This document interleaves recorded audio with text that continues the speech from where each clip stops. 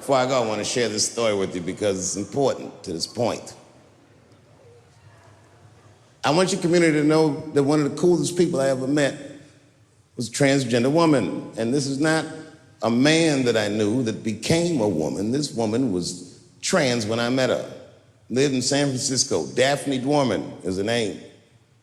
I would do 18 shows in the Bay Area, sometimes in Oakland and Dirty Hood nightclub, and she would be there, a white trans woman, laughing loud and hard at everything I said, especially the trans jokes. It's very puzzling because she was obviously trans.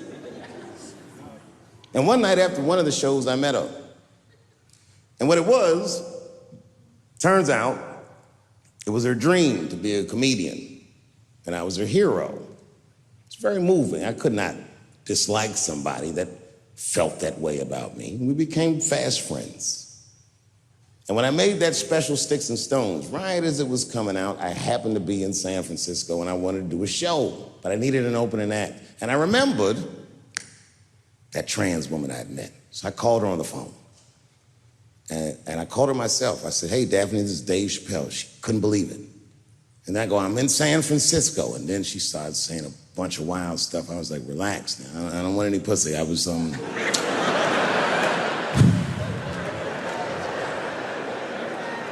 was calling because I'm doing a show and I need an opening act.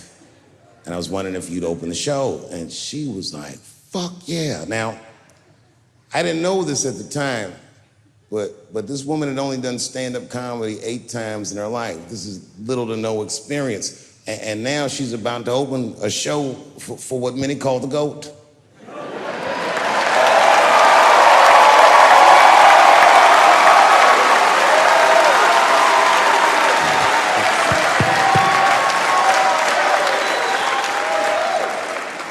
She's an amateur in stature, but in practice, she was very professional. She showed up early, which is something I appreciate because I like people to be on time. She was dressed to the motherfucking nines. I mean, I'm transphobic, and even I was like, "You look nice."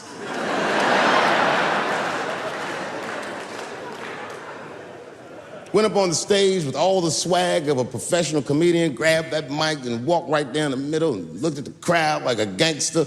Man, you should have seen her work. This bitch bombed for 45 minutes straight. And I am not exaggerating, young man. That show was terrible. Stunk. Stunk. And then she brings me on and, you know, I was like a glass of water after a handful of salt. The crowd was happy to see me. I was killing it.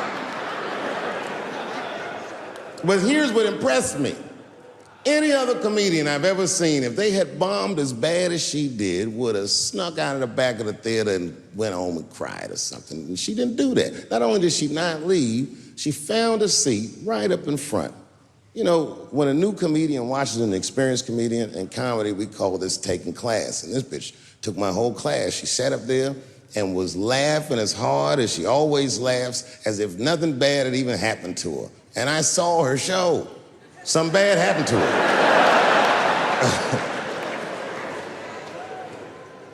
She was drunk. So she starts talking to me while I'm on stage, but the way a person would talk to a television when they were alone. She's talking to me like that. That didn't bother me because I knew her, but the crowd didn't like that shit at all because she sucked. And a guy in the back of the room stood up, and Daphne's hair was dyed blonde at the time, and the guy screamed out, and his energy felt wild as fuck. He said, "Hey, Daphne!" And everybody kind of clamped, like got tense. We didn't know if it was a heckler or an active shooter. And he said, "Does the carpet match the drapes?" Yeah, it was fucked up. The whole crowd kind of groaned because it was so, like, mean. Everybody groaned, except for Daphne. She kind of laughed, which was weird. And she didn't even look all the way back. She said, "Sir, I don't have carpets. I have hardwood floors." Just like that. Just like that. And boy, when she said that shit, it blew the roof off the place. Cut through all the tension. With that one joke, she made up for 45 minutes of a stinker of a show. And after that, she could do no wrong. And I kept on rocking. She kept on talking to me. And then the show became something cooler than a show. It became like a conversation between a black man and a white trans woman, and we started getting to the bottom of shit. All them questions that you think about that you'd be afraid to ask, I was just asking them, and she was answering them, and her answers were funny as shit. The crowd was falling out of their chairs. And at the end of the show, I go, oh, Daphne, I said, well, that was fun. I go, I love you to death, but I have no fucking idea what you're talking about. The whole crowd laughed, except for Daphne. Now she looks at me like I'm not her friend anymore. Like I'm something bigger than me, like I'm the whole world and the guy. And she said, I don't need you to understand me. I said, what? She said, I just need you to believe, just like this, she goes, that I'm having a human experience. And when she said it, the whole crowd kind of gasped. And I gave it a Fight Club look. I said, I believe you, bitch. Because she didn't say anything about pronouns. She didn't say anything about me being in trouble. She said, just believe I'm a person and I'm going through it. And oh, I believe you because it takes one to know one.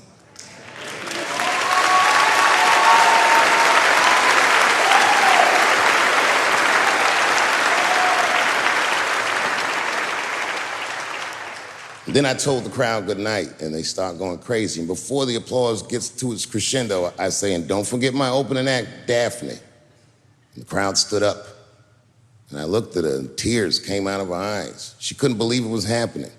I couldn't believe it was happening because her show stunk. And it was a great night. I remember the late, great Paul Mooney was there, a bunch of fly-ass comedy niggas was there.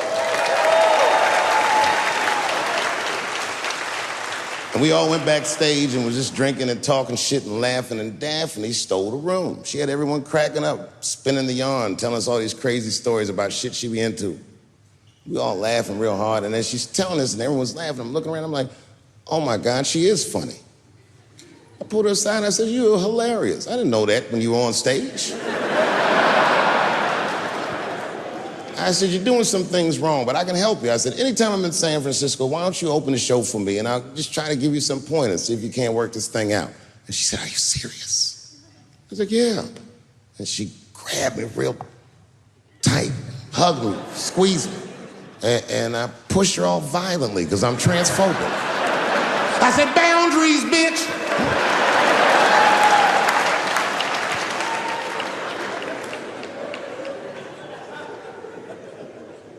When Sticks and Stones came out, a lot of people in the trans community were furious with me, and apparently they dragged me on Twitter. I don't give a fuck, because Twitter's not a real place.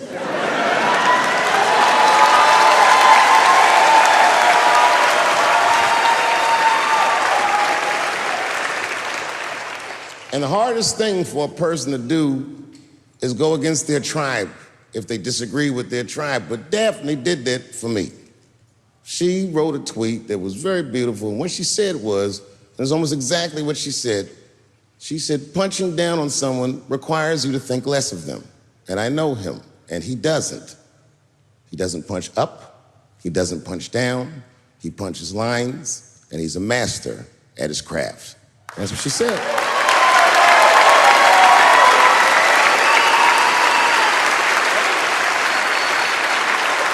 Beautiful tweet. Beautiful friend. It took a lot of heart to defend me like that. And when she did that, the trans community dragged that bitch all over Twitter. For days, they was going in on her, and she was holding her own because she's funny.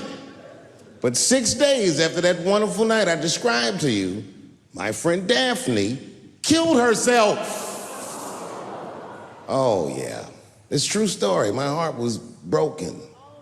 Yeah, it wasn't the jokes. I don't know if it was them dragging her. I don't know what's going on in her life, but I bet dragging her didn't help. I was very angry at them. I was very angry at her.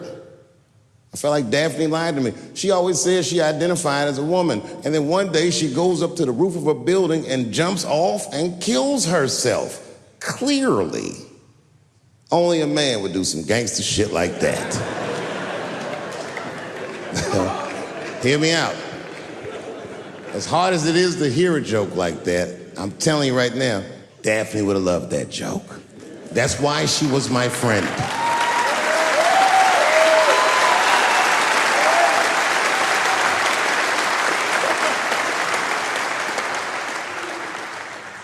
I was reading her obituary, and I found out she was survived by a daughter.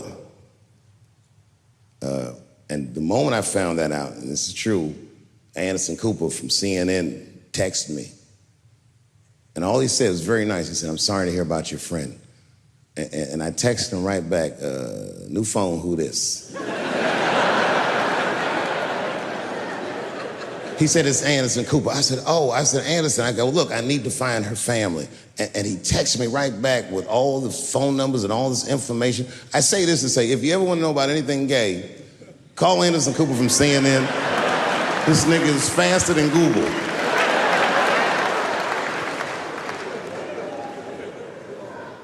And what I did is I got in touch with her family and I started a trust fund for her daughter, because I know that's all she ever really cared about.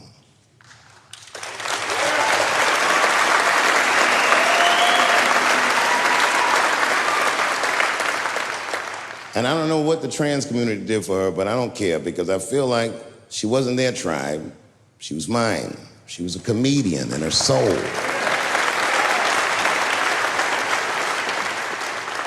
Her daughter is very young, but I hope to be alive when she turns 21, because I'm going to give her this money myself.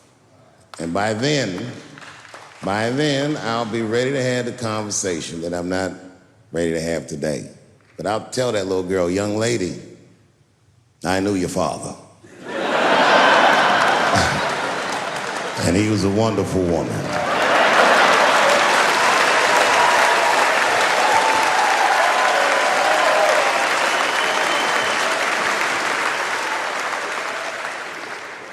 Empathy is not gay. Empathy is not black. Empathy is bisexual. It must go both ways. It must go both ways.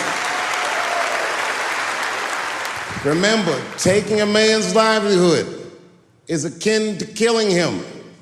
I'm begging you, please do not abort the baby.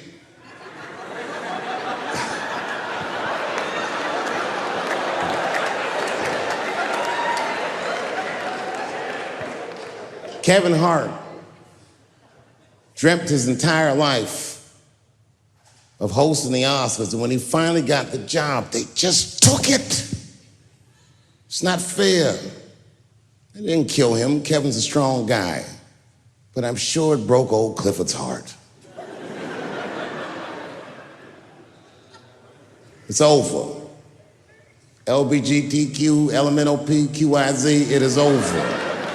I am not telling another joke about you until we are both sure that we are laughing together.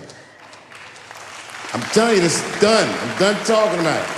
All I ask from your community, with all humility, will you please stop punching down on my people? Thank you very much, and good night.